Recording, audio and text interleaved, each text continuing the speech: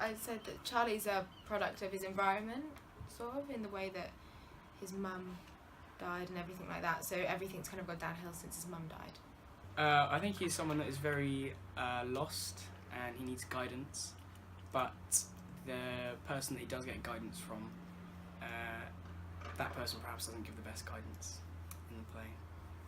For me, he's not a bad person. At first signs he feels like he's not a very good guy, but he's just someone who's struggling to make the most of the shit that his life is, and he doesn't do a very good job.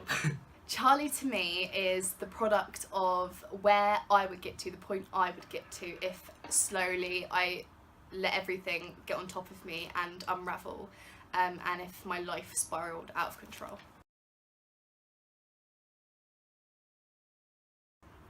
My Charlie is under a lot of pressure, and I think he's very alone in the world at the moment. I think I focus on how knackered and exhausted he is, how tired he is, and I think there's a want and a need to break free from it, but he doesn't necessarily know how, or he lacks the motivation of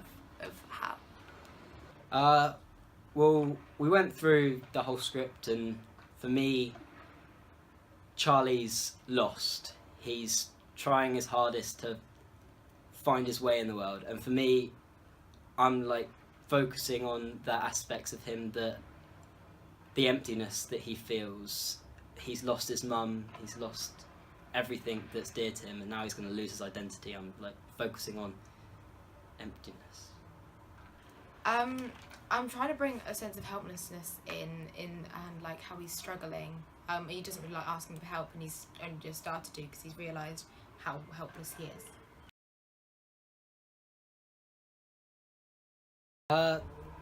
It's difficult, obviously, because the play's written for one Charlie to be in the whole play, but it's working quite well so far. We've been working on the scene where we've got all of them in it at the same time, and it's quite cool, the dynamic that it brings, and how we've allocated different Charlie aspects. It makes it work quite well because it's sort of Charlie's life fragmented into different parts, so it's cool.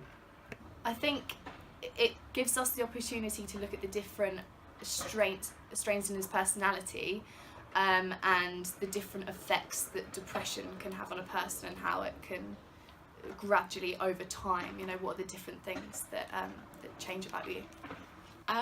I really like it because it's adding a lot more, like there's a lot more possibilities and there's a lot more things you can do, and it's quite fun and to see what we keep coming up with.